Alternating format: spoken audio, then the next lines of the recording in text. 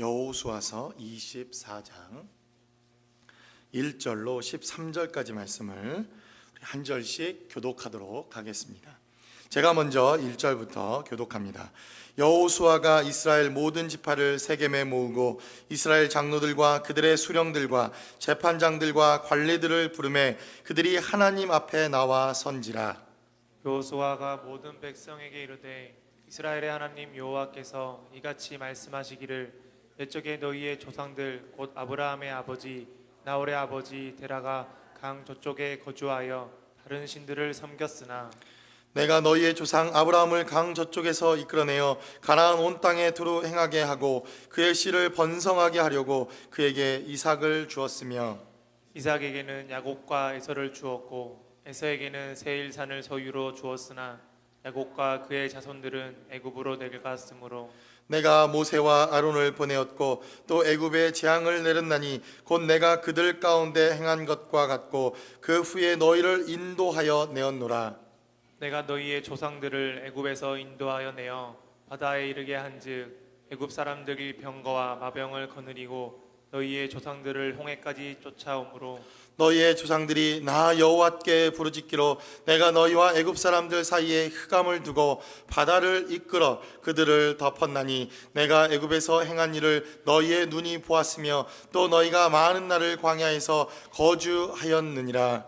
내가 또 너희를 인도하여 요단 저쪽에 거주하는 아모리 족속의 땅으로 들어가게 하매 그들이 너희와 싸우기로 내가 그들을 너희 손에 넘겨주매 너희가 그 땅을 점령하였고 나는 그들을 너희 앞에서 멸절시켰으며 또한 모압 왕 십볼의 아들 발락이 일어나 이스라엘과 싸우더니 사람을 보내어 부올의 아들 발람을 불러다가 너희를 저주하게 하려 하였으나 내가 발람을 위해 듣기를 원하지 아니하였으므로 그가 오히려 너희를 축복하였고 나는 너희를 그의 손에서 건져내었으며 너희가 요단을 건너 여리고에 이른즉 여리고 주민들 곧 아모리 족속과 브리스 족속과 가나안 족속과 헷 족속과 기르가스 족속과 히위 족속과 여부스 족속이 너희와 싸우기로 내가 그들을 너희의 손에 넘겨 주었으며 내가 왕벌을 너희 앞에 보내어 그 아모리 족속의 도왕을 너희 앞에서 쫓아내게 하였나니 너희의 칼이나 너희의 활로서 이같이 한 것이 아니며 13절 같이 합독합니다.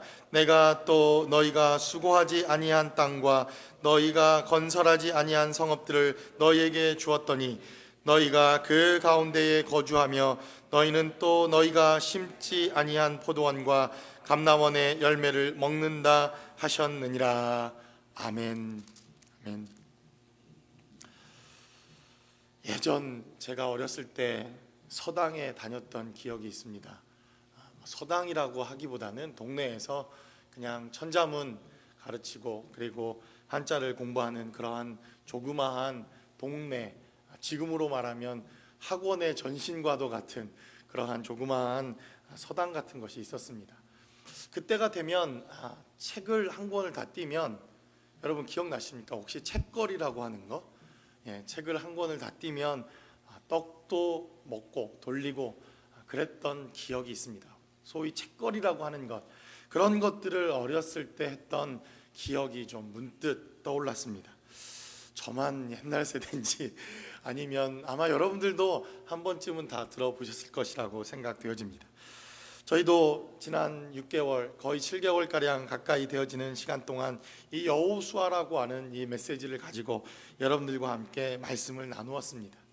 물론 한 구절 한 구절, 한 단어 하나하나 모든 메시지들을 다 나누었으면 하는 것이 제 마음 가운데 바람이고 또 소원이기도 하지만 사실 그렇게 했다가는 아마 3년이 아니라 6년이라도 이 여호수아 전체를 다 끝내기가 불가능할 것 같아서 사실 각 장의 중요한 메시지들, 필요한 부분들만을 나누었는데도 사실 적지 않은 시간들을 우리가 이 여호수아서를 통해서 하나님의 말씀을 나누었습니다. 여호수아서를 반복해서 잘 따라오시는 분들은 목사님께서 23장의 말씀을 왜 안 하고 갑자기 24장으로 건너뛰었을까 이렇게 의문을 가져주시는 분들은 대단히 감사합니다. 그냥 아무런 생각 없이 그냥 24장이면 오늘 24장인가 보다 하시는 분들도 대단히 감사합니다. 왜냐하면 이런 분들 때문에 제가 또 설교해도 몇 년 후 이 설교를 해도 또 뭐 그렇게 문제가 없을 것 같다는 생각이 들기도 하기 때문에 그렇습니다. 사실 특별히 제가 23장과 24장을 한꺼번에 이렇게 말씀을 나누는 것은 23장에 기록되어진 있는 말씀들이나 24장에 기록되어져 있는 말씀들이 공통적인 말씀의 핵심들을 공유하고 있기 때문이라고 생각되어집니다. 하나님을 기억하라는 것입니다. 하나님의 말씀을 기억하라는 것입니다. 지금까지 하나님께서 이스라엘 백성들을 어떻게 인도하셨고, 그리고 가나안의 이 전쟁에서 하나님의 은혜를 통하여 우리가 이 땅에 머물게 되었는가를 기억하라고 하는 메시지가 바로 23장과 24장에 기록되어져 있습니다. 이제 자신의 모든 삶을 마감하고 육신의 삶이 마감되어져 간다고 하는 것을 깨닫게 되어진 여호수아는 각 지파, 각 족속으로 흩어져 있었던 모든 지파의 수장들을 모읍니다. 대제사장들을 모읍니다.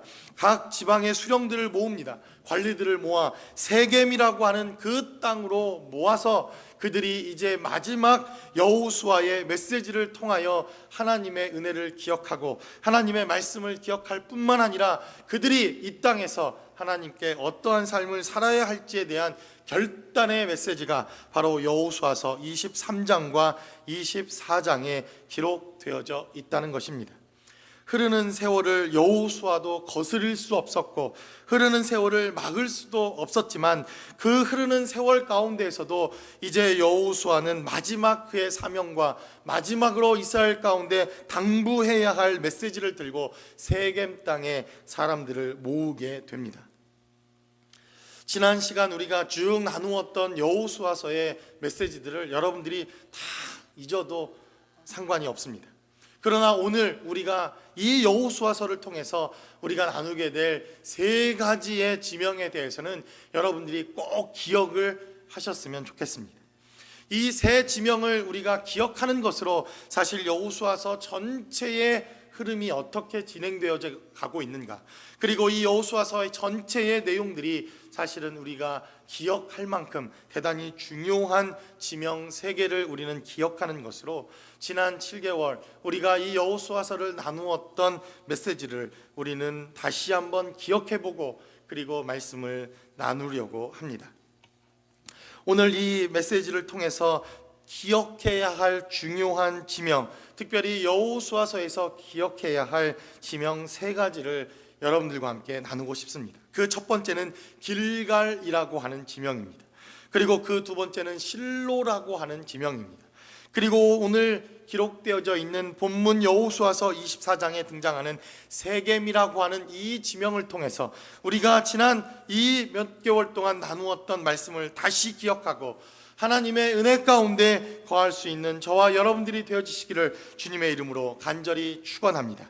첫 번째로 우리가 기억해야 할 이 길갈이라고 하는 이 지명의 체험과 능력이 우리의 삶의 자리에 있어야 한다는 것입니다. 여러분, 우리가 이 여호수아서를 나누면서 길갈이라고 하는 이 지명 기억나십니까? 여러분들 아마 이 길갈이라고 하는 이 지명의 메시지들을 기억하실 거라고 생각되어집니다. 특별히 여호수아서가 시작되어지는 전반부에 해당되어지는 스토리에 이 길갈이라고 하는 지명과 연관되어진 사건들 가운데 대단히 중요한 메시지들이 바로 이 여호수아서에 등장하는 것을 보게 됩니다. 우리는 이 길갈이라고 하는 이 지명을 통해서 홍해가 갈라졌듯이 바로 이 요단강이 갈라지고 이스라엘 백성들이 홍해를 통과하여 애굽에서 가나안 땅에 들어오는 놀라운 믿음의 역사를 체험하고 경험한 것과 같은 동일한 체험의 역사가 있었던 요단강의 체험이 바로 이 길갈이라고 하는 지명의 사건과 대단히 밀접한 관계가 있었음을 말씀을 통해서 나누었습니다. 또 길갈이라고 하는 이 지명과 여러분 어떠한 여호수아의 사건이 있었음을 기억하고 계십니까? 혹시 길갈이라고 하는 이 지명에서 이스라엘의 모든 백성들이 할례라고 하는 하나님의 명령을 받고 그 여리고 성 앞에서 온 족속들이 할례라고 하는 이 순종의 역사가 있었음을 우리는 이 길갈이라고 하는 지명의 사건을 통해서 또한 나누었던 기억이 있습니다. 하나님께서는 이스라엘 백성들에게 길갈이라고 하는 이 이름을 통해서 애굽에서 당했던 모든 수치를 불러가게 하였다, 이렇게 말씀하셨을 뿐만 아니라 이스라엘을 가로막고 있었던 영적인 우리의 삶의 자리에 우리가 가나안 땅으로 들어가는, 하나님의 나라에 들어가는 것을 상징적으로 방해하고 있는 것처럼 보여지는 여리고라고 하는 이 성 전투가 바로 길갈이라고 하는 이 땅에서부터 시작되어졌음을 또한 우리는 너무나도 잘 압니다. 그러므로 여러분, 길갈이라고 하는 이 지역은 어떤 곳입니까? 길갈이라고 하는 곳이 우리에게 주는 놀라운 영적인 은혜와 영적인 체험은 무엇입니까? 바로 여리고가 무너져 내리고 홍해가 갈라지듯이 요단강이 갈라지는 곳, 그리고 우리가 하나님께 순종했더니 바로 할례라고 하는 이 순종을 통해서 하나님께서 바로 놀라운 여리고성의 전투의 승리와 능력의 역사를 보여주는 장소, 바로 이러한 장소가 길갈이라고 하는 장소의 체험입니다. 이것은 바로 하나님의 살아계신 놀라운 능력을 체험하는 장소입니다. 하나님께서 우리를 대신하여 싸우시는 이적과 능력을 체험하고 하나님의 살아계심을 우리가 경험하는 장소가 바로 길갈이라고 하는 장소입니다. 요단이 갈라지는 곳, 여리고성이 무너져 내리는 곳, 하나님의 능력이 임하는 곳, 하나님의 능력으로 이 전투에서 승리하는 곳, 바로 이곳이 길갈이라고 하는 장소요, 길갈이라고 하는 체험이 주는 능력이더라는 것입니다. 그러므로 모든 그리스도인들은 이러한 길갈에서의 체험이 반드시 필요합니다. 왜 그렇습니까? 하나님의 살아계심을 체험하고 하나님의 능력을 경험하고 우리의 기도가 응답되어지는 체험이 있고, 하나님께서 막힌 모든 것들을 허무시고 우리의 삶의 자리를 인도하시는 체험과 능력 없이 그 누구도 그리스도인들이 될 수 없기 때문에 그렇습니다. 그리스도인들은 반드시 길갈이라고 하는 이곳을 통과해야 할 필요가 있습니다. 우리의 모든 하나님의 말씀을 통하여 우리가 순종함으로 우리가 죽어졌던 장소, 우리의 순종의 장소가 되어졌던 바로 이 길갈의 경험을 통해서 우리는 하나님께서 우리를 가나안으로 인도하시며 이 여정이 시작되었음을, 하나님의 능력으로 시작되었음을 선포하고 선언하는 장소가 바로 이 길갈이기 때문에 그렇습니다. 그러므로 이 시대를 살아가는 교회들에게 정말 필요한 것이 있다면 무엇입니까? 저는 이 길갈에서의 체험과 경험이라고 생각되어집니다. 우리의 방해물이 되어지고 있는 이 모든 것들을 물리치는 하나님의 능력의 역사가 바로 이 길갈에 있었음을 우리는 이 본문의 말씀을 통해서도 우리는 기억하게 됩니다.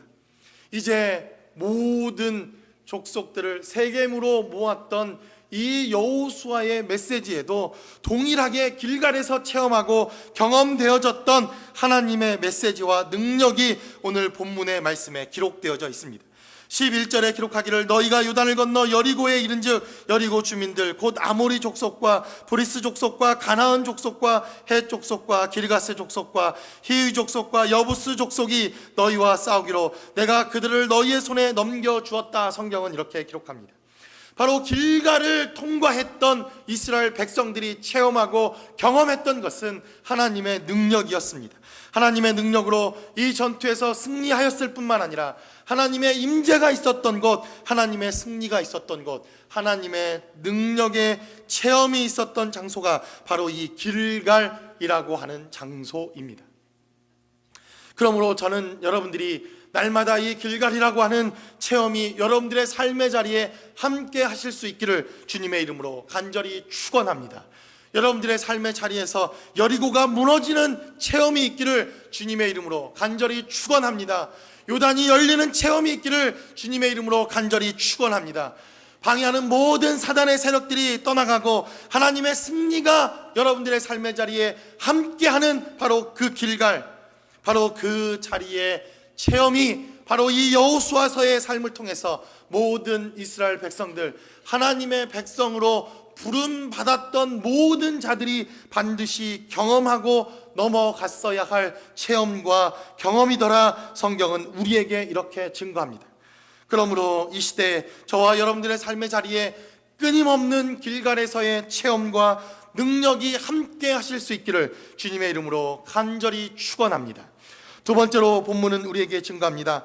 이제 길갈에서의 체험이 있었던 모든 그리스도인들은 실로라고 하는 이 지명을 기억하고 실로에서의 놀라운 감격과 체험이 있어야 한다. 성경은 이렇게 증거합니다.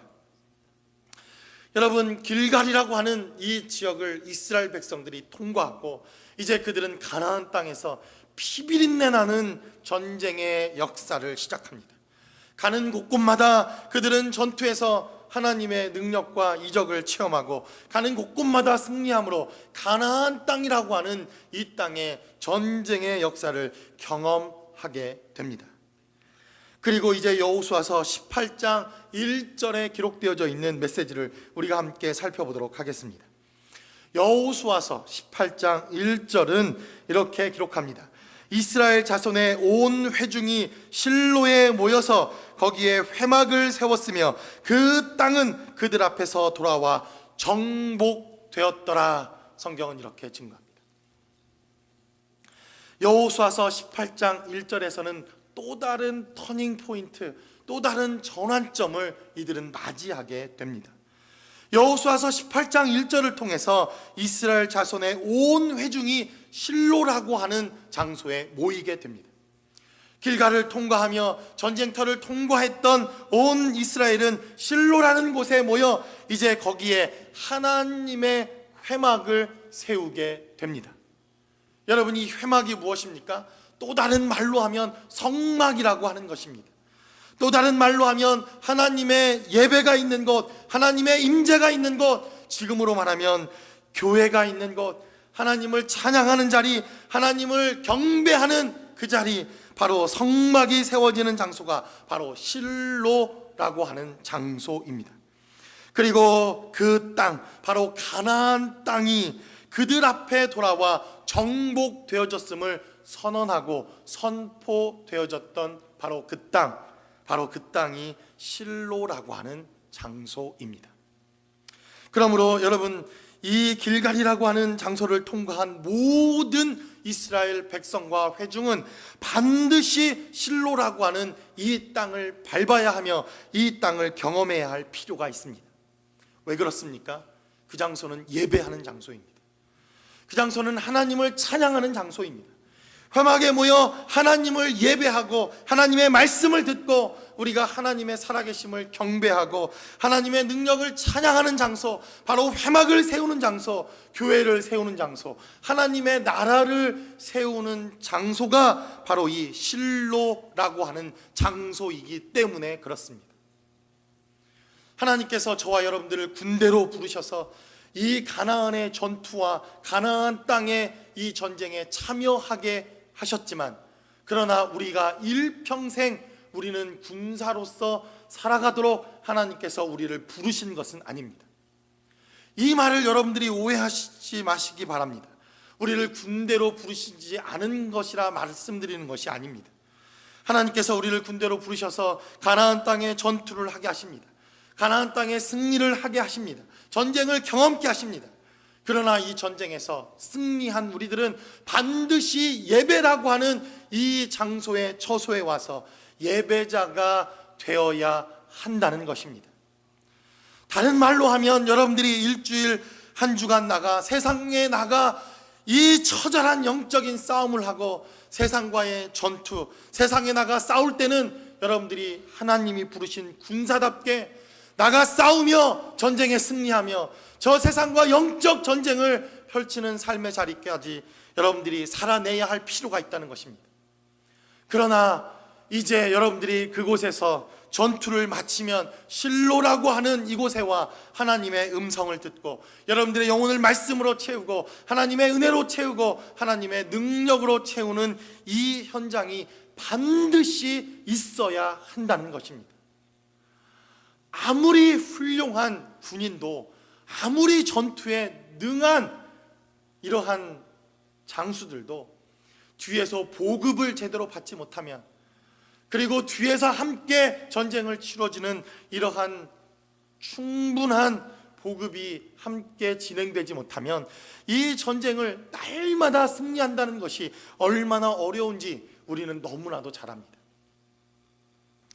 그래서 하나님께서는 우리를 이 전쟁이 끝나게 하자 그들의 총과 칼과 방패와 모든 갑옷을 내려놓고 이제 이들을 예배자로 부르셨다는 것입니다.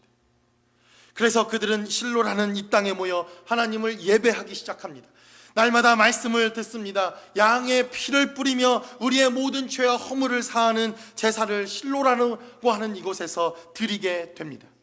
그리고 그곳에서 하나님을 만나는 감격과 기쁨의 예배가 바로 이 가나안 온 땅의 모든 민족들, 그리고 이스라엘 백성들에게 바로 예배가 시작되어지는 이 놀라운 역사가 바로 실로라고 하는 이 땅에 있었다는 것입니다. 그러므로 여러분, 예배가 얼마나 중요한 것입니까? 예배는 두말할 것도 없이 모든 그리스도인들에게라면, 하나님을 믿는다고 고백하는 사람들에게 이 예배는 가장 기본적이면서도 가장 중요한 것 가운데 하나입니다. 제가 요즘에 이 미국에 목회를 하면서 많은 또 어려움들과 안타까움들을 보게 됩니다. 특별히 이 미국의 영적인 흐름들, 그리고 이 마지막 때를 치닫고 있는 교회의 모든 모습들을 바라보면서 가장 안타까운 한 가지가 있다면 그것은 토요일 저녁 주일 예배입니다. 여러분 혹시 들어보셨습니까? 토요일 저녁 주일 예배. 여러분들이 혹시 주변에 그래도 좀 규모가 있다고 생각되어지는 교회들, 그래도 좀 교회 규모가 있어서 많은 사람들이 모이는 그러한 교회들은 어김없이 무슨 유행처럼 토요일 저녁 주일 예배를 드리기 시작한 이러한 미국의 교회의 모습들을 보게 될 것입니다. 저는 목회자로 충분히 이해가 됩니다. 주일 예배를 드릴 수 없는 직업군에 속해 있는 사람들도 꽤 많기 때문에 그렇습니다. 또 여러 가지 개인의 사정과 여러 가지 피치 못할 일들로 인해 주일 예배를 드릴 수 없는 환경에 놓여져 있는 사람들의 환경과 상황을 제가 또 이해 못하는 바도 아니기 때문에 그렇습니다. 그러나 여러분, 토요일은 토요일입니다. 토요일은 토요일이지 무슨 토요일 저녁 주일 예배를 거기에 갖다 붙입니까? 그렇지 않습니까? 그냥 토요일은 토요일일 뿐입니다. 충분히 이해가 되어집니다. 예배를 드리지 않는 것보다 그렇게라도 예배를 드릴 수 있다면 저는 그것이 훨씬 더 잘하는 일이라고 저도 동의를 하는 바입니다. 그러나 이것이 우리의 특수한 환경과 상황 때문이 아니라 나의 편리함 때문에, 세상의 흐름 때문에 우리가 타협하는 것이며 우리가 그것을 선택하고 있는 것이라면 저는 이것은 대단히 잘못되어진 것이라고 여러분들에게 말씀드릴 수밖에 없습니다. 주님 앞에 드려지는 이 짧은 시간의 예배조차 우리가 헌신할 수 없다면 그는 그리스도인이 아니다라고 감히 말할 수도 있을 것이라고 생각되어집니다. 하나님께서 바로 길갈이라고 하는 이 지역을 통과했던 모든 회중들을 바로 하나님께서는 실로라고 하는 곳까지 인도하셨다는 것입니다. 이 실로라고 하는 경험이 있어야 합니다. 날마다 드려지는 예배를 통하여 하나님을 만나는 감격과 기쁨의 예배가 있어야 합니다. 제가 교회를 개척하고 이렇게 교회를 시작해보자 정말 가장 좋은 성도는 바로 주일 예배의 자리를 지켜주는 성도라는 것을 깨닫게 되었습니다. 얼마나 감사한지. 그냥 그 자리만이라도 늘 말없이 지켜주는 성도가 정말 1등 성도다 하는 것을 깨닫게 되더라는 것입니다. 주일 예배조차 날마다 하나님 앞에 드린다는 것이 정말 대단한 결단과 결심이 아니고서는 될 수 없다는 것을 깨닫게 됩니다. 그러나 여러분, 길갈을 거쳤더라면, 그리고 길갈이라고 하는 체험과 삶의 경험이 있었다면 실로에 오십시오. 그곳에서 예배하는 삶의 자리로 주님의 삶의 자리를 들이십시오. 이제 우리의 모든 삶의 자리에 우리의 총과 칼을 내려놓고 하나님을 예배하는 손이 되어야 하며 바로 예배자가 되어야 하는 자리가 바로 실로라고 하는 자리입니다. 저와 여러분들의 삶의 자리에 이러한 예배자로 살아가는 하나님의 은혜가 함께 하실 수 있기를 주님의 이름으로 간절히 축원합니다. 마지막으로 성경은 우리에게 증거합니다. 이제 이 실로라고 하는 예배의 자리, 예배의 능력을 체험하고 경험한 사람들은 바로 오늘 본문이 기록하고 있는 세겜이라고 하는 이 땅까지 모두가 다 체험하고 경험하는 자리까지 나와야 한다는 것입니다. 우리 오늘 여호수아서 24장 1절의 말씀을 먼저 보도록 하겠습니다. 여호수아서 24장 1절의 말씀은 기록하기를 여호수아가 이스라엘 모든 지파를 세겜에 모았다. 성경은 이렇게 기록합니다. 이스라엘 장로들과 그들의 수령들과 재판장들과 관리들을 부르매 그들이 하나님 앞에 나와 선지라 라고 말합니다. 길갈의 체험이 있었습니다. 하나님의 능력과 하나님의 권세로 말미암아 그들은 요단을 반으로 갈라 그 땅이 없었던, 길이 없었던 그곳에 길을 내고 길갈이라고 하는 그곳에서 여리고라고 하는 정말 너무나도 튼튼한 땅, 우리의 힘과 능력으로는 도무지 뚫고 지나갈 수 없을 것과 같은 이 여리고성을 단박에 무너뜨리고 하나님의 승리를 체험하고 경험하게 됩니다. 그리고 이들은 가나안 땅 두루두루 하나님이 주시는 능력의 역사를 통하여 이제 실로라고 하는 그 땅까지 오게 됩니다. 그들은 예배 자리, 하나님을 찬양하는 자리, 하나님의 능력과 말씀이 선포되는 그 자리를 통해서 이제 군대로 부르시고 그들을 군인으로 부르셨던 그 하나님의 부르심에 이제 예배자로 응답하기 시작합니다. 예배자의 삶을 살기 시작합니다. 예배를 통하여 이 땅을 가꾸기 시작합니다. 하나님 앞에 예배드리는 것을 통해서 가나안 땅은 하나님의 나라가 되고 하나님의 백성이 되고 그리고 하나님이 통치하시는 정말 이스라엘 나라가 되어지더라는 것입니다. 이렇게 예배가 날마다 주님 앞에 드려지고 있는 이러한 삶의 현장에서 이제 여호수아는 마지막 이들에게 도전의 시간을 갖게 됩니다. 모든 지파를 세겜에 모으기 시작합니다. 모든 관리들을 세겜에 모으기 시작합니다. 모든 이스라엘의 장로들을 세겜에 모으라 이렇게 전령을 보냅니다. 그리고는 이 세겜 땅에 와서 마지막 결단의 시간을 갖게 되어집니다. 나와 내 집은 오직 여호와 하나님만을 섬기겠노라. 나와 하나님, 나와 내 집, 나와 나의 족속은 오직 하나님 앞에 삶을 드리기로 결단하는 이러한 삶의 결단이 바로 이 세겜 땅에 있었다는 것입니다. 저는 이 실로까지 와 있는 우리 삶의 자리도 얼마나 대단하고 그리고 얼마나 감사한지 모릅니다. 여러분들이 날마다의 삶에서 하나님을 예배하는 것이 먼저이고 하나님께 드려지는 삶이 먼저이고 하나님께 시간을 먼저 드릴 수 있는 삶, 이것만으로도 얼마나 아름다운 삶인지 모릅니다. 매 주일 예배에 출석하고 있는 이 미국의 사람들이 5%가 되지 않는다는 것을 어떤 통계학자는 말합니다. 물론 이것이 통계라는 것이 여러 가지 표본 조사에 따라 다르게 나올 수도 있지만 정말 심각한 문제가 아닐 수 없습니다.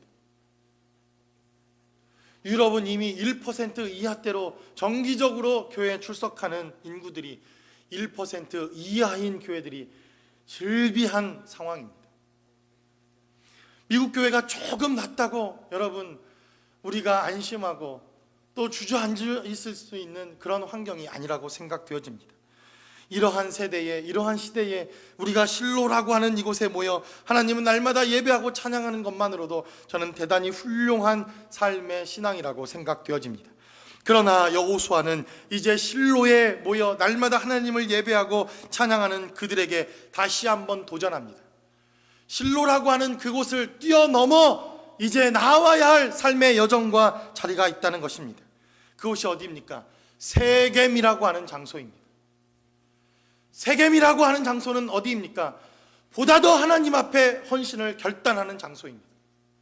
내가 더 하나님 앞에 결심하며 결단한 것으로 나의 삶의 자리를 주님께 드리겠다는 곳이 바로 이 세겜이라고 하는 장소입니다. 24장 14절의 말씀을 한번 보도록 하겠습니다.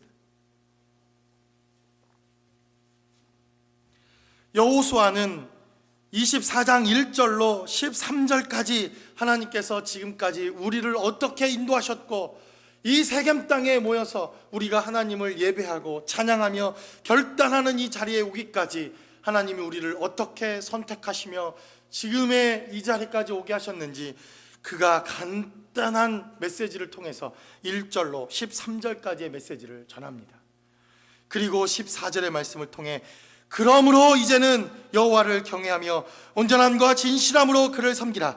너희의 조상들이 강 저쪽과 애굽에서 섬기던 신들을 치워버리고 여호와만 섬기라 결단하라는 것입니다. 그는 또 19절의 말씀을 통해서 이렇게 증거합니다. 여호수아가 백성에게 이르되 너희가 여호와를 능히 섬기지 못할 것은 그는 거룩하신 하나님이요 질투하시는 하나님이시니 너희의 잘못과 죄들을 사하지 아니하실 것임이니라 라고 말합니다. 우리가 결단하지 아니하면, 보다 더 헌신하지 아니하면, 하나님 앞에 우리의 삶을 완전히 내어드리지 아니하면 우리가 실로에 모여 하나님을 예배하고 제사하는 자리까지 나오지만 결단코 여호와 하나님을 온전히 섬길 수 없을 것이라고 하는 이러한 경고의 메시지도 19절의 말씀을 통해서 증거합니다. 그리고 그들은 이제 여호수아의 결단과 고백 하나를 듣습니다. 22절의 말씀을 통해서 여호수아는 백성에게 이르되 너희가 여호와를 택하고 그를 섬기리라 했으니 스스로 증인이 되었느니라 하니 그들이 이르되 우리가 증인이 되었나이다 하더라 라고 22절의 말씀을 통해서 이들은 이제 스스로 결단하는 결단의 시간이 바로 이 세겜이라고 하는 땅에서 있었다는 것입니다. 여러분, 세겜은 그래서 모든 그리스도인들이 마지막 하나님 앞에 헌신하는 자리, 그리고 하나님 앞에 결단하는 자리로 우리가 서야 하는 장소가 바로 이 세겜이라고 하는 땅입니다. 오늘 본문에 기록되어진 이 22절의 기록은 저는 대단히 의미가 있다고 생각되어집니다. 그들 스스로가 하나님 앞에 결단하며 하나님 앞에 이제 오직 여호와만을 섬기겠다고 헌신하는 이 헌신에 스스로가 증인이 되었다. 그들은 이렇게 고백합니다. 하나님의 은혜와 하나님의 말씀을 통해서, 그리고 여호수아의 결단을 통해서 그들은 다시 한번 스스로 세겜 땅에서 결단하는 이러한 믿음의 역사가 있었다는 것입니다. 그래서 이 헌신은 누구도 강요할 수 없습니다. 여러분들이 더욱더 하나님 앞에 드려지는 삶의 자리를 누가 강요에 의해서 여러분들이 헌신할 수가 있겠습니까? 그러므로 이 세겜 땅까지 와 우리가 스스로 결단하며 결신하는 것은 우리 스스로 자발적으로 하나님 앞에 드려져야 할 헌신이며 그러한 땅임을 우리는 본문의 말씀을 통해서 경험하게 됩니다. 제가 며칠 전 아침을 혼자 이렇게 만들어 먹으면서 계란 프라이를 해 먹었던 날이 있습니다. 그날도 어김없이 하나는 잘 깨졌는데 두 번째는 바삭 깨지는 바람에 그 노른자가 다 터져버리고 흰자는 프라이팬 옆면에 다 묻어버리고 또 넘쳐서 오븐에 굳어져서 청소를 또 해야 되는 이러한 원치 않는 시간들이 좀 있었습니다. 벌써 몇십 년 동안 이 계란 프라이를 해 먹었는데도 어찌나 이 계란 껍질 깨는 것 하나조차 이렇게 서투른지, 가만히 그 장면을 이렇게 바라보고 있다가 제게 한 가지 깨달아지는 깨달음이 있었습니다. 상대적으로 이 껍질을 깨고 나오기에는 계란 노른자와 흰자가 참 연약하고 약하구나 하는 것을 깨닫습니다. 스스로 이 계란 껍질을 깨고 나오기에는 이 계란 노른자나 계란 흰자는 참 부족하고 그리고 연약하고 상대적으로 너무나도 보잘것없고 더 깨지기 쉬운 것이라는 것을 깨닫게 되었습니다. 그런데도 우리는 그 계란 껍질을 깨고 나와야 하는 것이 필요하다는 것을 깨닫게 되었습니다. 여러분, 누군가가 이 껍질을 깨어주고 누군가가 우리가 헌신의 자리, 아니 이 자리를 뛰어넘어 다음 단계로 넘어가야 하는 우리의 삶의 자리를 가로막고 있는 것을 우리가 스스로 깨지 못하면, 누군가 깨주는 것에 의존하는 삶을 계속 살아가면 우리는 계란 후라이 같은 존재구나, 계란 후라이와 같은 인생으로밖에 살아갈 수 없구나 하는 것을 깨닫게 되었다는 것입니다. 여러분, 그러나 우리가 깨고 나오면 적어도 병아리는 되지 않겠습니까? 우리 스스로 깨고 나오면 적어도 우리는 우리 스스로 이 벽을 깨는 기쁨과 은혜와 능력의 역사를 경험하고 체험케 되어지는 삶의 능력을 우리는 경험할 수 있다는 것을 경험하게 됩니다. 여러분은 어떤 삶을 살아가고 계십니까? 누군가 억지로 깨워주어야만 하는 삶, 누군가 억지로 이 세겜 땅에 갖다 놓아야만 하는 삶, 아니 실로라고 하는 그 땅에서조차도 아직 제대로 정착하지 못한 삶을 살아내고 계십니까? 그렇다면 저는 오늘 여러분들에게 도전합니다. 여러분 스스로 결단하고 스스로 결심하고 스스로 여러분들의 삶의 자리를 주님께 드리십시오. 그리고 결단하십시오. 세겜의 자리까지 나와 하나님 앞에 드려진 삶의 자리를 결단할 수만 있다면 우리는 이 여호수아서에 기록되어져 있는 이 메시지를 통해서 바로 결단의 자리, 헌신의 자리, 하나님께서 쓰시는 삶의 자리까지 나아올 수 있을 것입니다. 말씀의 결론을 맺습니다. 신앙은 반드시 자라야 한다는 것이 바로 이 여호수아가 보여주고 있는 대단히 중요한 메시지입니다. 단지 전쟁의 성패를 떠나서 전쟁의 승리와 가나안 땅을 차지하는 것을 떠나서 하나님이 부르신 모든 백성들은 바로 이 세겜이라고 하는 이 땅까지 나와 신앙의 성장과 신앙의 성숙이 있어야 한다는 것을 보여주는 것이 바로 이 여호수아가 보여주고 있는 대단히 중요한 결론과 메시지라고 생각되어집니다. 우리는 실로에서 하나님을 예배하고 실로에서 하나님을 찬양했던 경험이 있습니다. 이러한 실로에서 하나님을 예배하고 찬양하는 경험은 길갈이라고 하는 그 땅에서 체험했던 하나님의 은혜와 능력 때문에 가능했던 체험이며 경험입니다. 이 실로의 자리에서 이제 우리는 세겜이라고 하는 이 땅의 자리까지 나아가는 것이 필요합니다. 여러분들에게 목사가 되라고 하는 것도 아닙니다. 여러분들에게 선교사의 삶을 살라 이렇게 이야기하는 것도 더더군다나 아닙니다. 여러분들이 가지고 있는 모든 물질과 모든 재산을 팔아서 교회에 헌금하라고 하는 것은 더더군다나 아닙니다. 단지 여러분들이 섬기고 있는 직장, 섬기고 있는 가정, 섬기고 있는 교회, 섬기고 있는 영혼들을 위해서 여러분들이 단 하루만이라도 헌신하며 헌신을 결단하십시오. 여러분들이 섬기고 있는 모든 삶의 자리에서 내가 단 하루만이라도, 아니 이것 하나만이라도 하나님 앞에 먼저 드리며 온전한 삶을 살겠다고 결단하는 바로 그러한 삶, 그것이 바로 세겜에서의 결단이며 세겜까지 나온 성숙한 그리스도인들이 하나님 앞에 드려지는 결단이다. 성경은 우리에게 증거합니다. 그러므로 주의 몸된 교회가 이제 우리의 연약함과 부족함의 껍질을 깨어 하나님이 원하시는 이 세겜이라고 하는 이 결단의 장소까지 나아오실 수 있기를 주님의 이름으로 간절히 축원합니다. 기도하겠습니다.